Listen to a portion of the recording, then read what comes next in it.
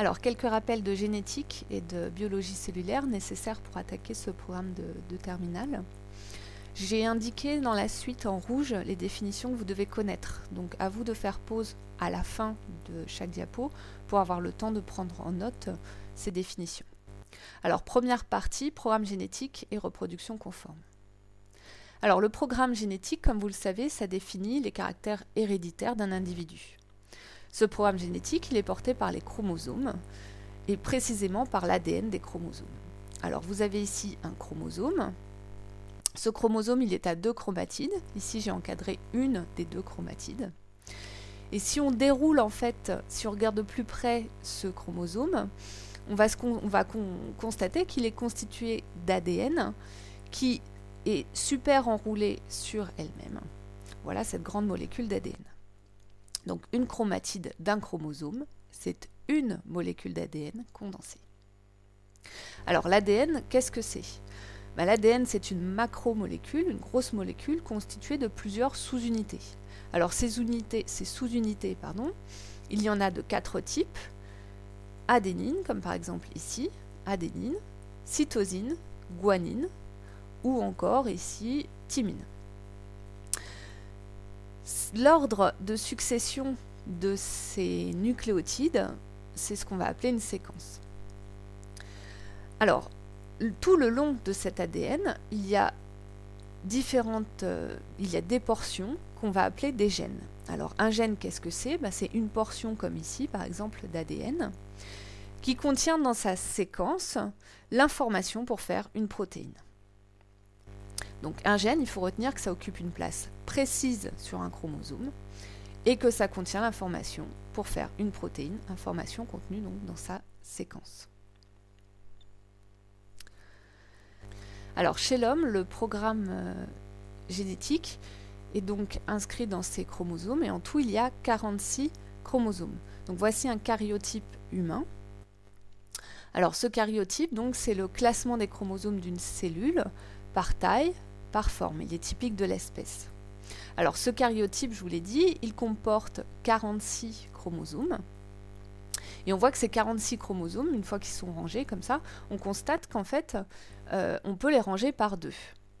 Voici par exemple ici un chromosome et l'autre chromosome qui lui ressemble, on l'appelle un chromosome homologue. Donc ces 2 chromosomes par rapport au schéma de tout à l'heure. Donc ce chromosome-là que j'ai entouré en vert, ce serait l'équivalent de ce petit schéma de tout à l'heure. Et celui-ci, l'équivalent de ce petit schéma. Donc on voit qu'ils sont par paires. Alors on les appelle des chromosomes homologues. Ils ont la même taille, la même forme. Et en fait, ils vont porter les mêmes gènes. On peut ainsi définir une formule chromosomique de l'espèce humaine, puisque il y en a 46 en tout, on l'indique comme ça, égale 46, et puisqu'ils sont par paire, on le note 2n. Donc le 2 indique que les chromosomes sont par paire, n indique le nombre de chromosomes de chaque lot, donc ici il y a 2 lots de 23 chromosomes, c'est-à-dire 46 chromosomes au total. Alors, je vous laisse vous entraîner sur le karyotype d'un chat mâle. À vous de déterminer sa formule chromosomique. Donc, faites pause et vous aurez la réponse à la reprise du diaporama. Alors, le karyotype de ce chat est de 2n égale 38 chromosomes. 2n puisqu'on voit que les chromosomes sont par paire. Ce chromosome-là est l'homologue de celui-ci. Ce chromosome est l'homologue de celui-ci, etc. Donc j'ai bien affaire à des paires. Une paire, 2 paires, etc. 2n égale, quel est le nombre total de chromosomes? Alors, il faut les compter. Donc 1, 2, 3, 4, 5, etc. jusqu'à celui-ci qui est le 38e. 2n égale 38 chromosomes. On peut aussi compter les paires. Donc ici j'ai une paire, 2 paires, 3 paires, 4 paires, etc. jusqu'à celle-ci, la 19e paire. Alors en réalité, vous voyez que x, y ne sont pas tout à fait identiques. Donc parfois, on va les exclure et on va dire que c'est 2n égale 34 chromosomes plus x, y. Alors revenons au programme génétique de l'humain.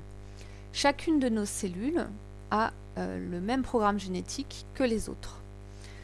Toutes nos cellules ont la même information génétique. Que vous preniez une cellule nerveuse ou que vous preniez une cellule de la bouche, elles ont exactement ce même programme génétique. Ça implique qu'en fait, au cours des divisions cellulaires, donc de la cellule œuf jusqu'à la construction de l'organisme, au cours de ces divisions, ça veut dire que le programme génétique est fidèlement transmis de la cellule mère aux cellules filles. Alors, comment ce programme génétique est-il conservé au cours des divisions cellulaires? Il y a deux grands mécanismes qui le permettent. Le premier, c'est la réplication de l'ADN. L'ADN de chaque chromosome va être doublé, va être photocopié. On passe ainsi d'un chromosome qu'on va qualifier de simple, monochromatidien, à un chromosome double, bichromatidien, à 2 chromatides. Et ces 2 chromatides sont strictement identiques. Vous pouvez le voir ici, j'ai indiqué par exemple 2 gènes sur le chromosome. Dans le chromosome monochromatidien, j'ai le gène S en un exemplaire, le gène G un autre exemplaire. Et une fois la réplication achevée, le gène S est présent en 2 exemplaires et le gène G en 2 exemplaires également. Donc cette réplication d'ADN, c'est le premier mécanisme qui va permettre cette conservation du programme génétique au cours de la division. Donc ça précède la division cellulaire. Alors une fois que cette réplication est achevée, que les chromosomes sont à 2 chromatides, va se dérouler ce que l'on appelle la mitose. Alors la mitose, ça va être vraiment la division physique de la cellule. Alors les chromosomes vont, guidés par des microtubules en rouge, vont s'aligner au centre de la cellule. Et là, l'événement important, c'est que leur centromère se casse et les chromatides, donc ici vous avez une chromatide et vous aviez sa chromatide sœur, ces chromatides sœurs se retrouvent séparées à des pôles opposés de la cellule. On va se retrouver ainsi avec 2 cellules, l'ADN va se redécondenser ensuite, mais les 2 cellules du coup ont exactement le même programme génétique. Alors si on résume, la reproduction conforme des cellules est permise par une phase S de réplication de l'ADN. Les chromosomes passent de 1 à 2 chromatides. Donc vous pouvez voir ici un chromosome par exemple qui va se répliquer et on le retrouve ici à 2 chromosomes. Donc vous voyez que le bagage en gènes a été doublé. Suivi d'une phase M pour mitose, où les chromatides sœurs sont séparées et réparties équitablement dans les 2 cellules filles. Donc si on suit toujours ce chromosome, on a une chromatide ici et sa chromatide sœur ici. De cette façon, cette cellule a exactement le même programme génétique que celle-ci et elles sont toutes les 2 identiques à la cellule initiale.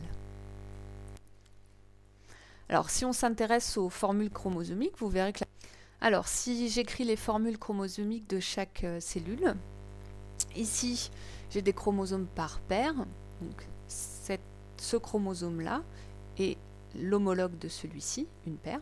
Ce chromosome est l'homologue de celui-ci, une deuxième paire. Donc en tout, j'ai 2n égale 4. Pour cette cellule-ci, de la même façon, j'ai une paire ici et une autre paire ici, soit 4 chromosomes en tout, 1, 2, 3, 4, par paire, 2n égale 4. Dans chacune des cellules filles, qui sont identiques à la cellule mère, j'ai à nouveau 2n égale 4. Donc attention, dernière remarque, à ajouter à votre définition de formule chromosomique, on ne tient pas compte du nombre de chromatides, uniquement du nombre de chromosomes et savoir s'ils sont par paire ou pas. Alors pour finir, un petit test sur le karyotype du chien. Les chromosomes ici sont à 2 chromatides. Alors regardez bien ici, une ici et la voisine à côté. Alors quelle est la formule chromosomique du chien? 2n égale 39, 40, 78 ou 156? Eh bien, je verrai en classe qui a bien suivi à travers vos réponses. Bon courage!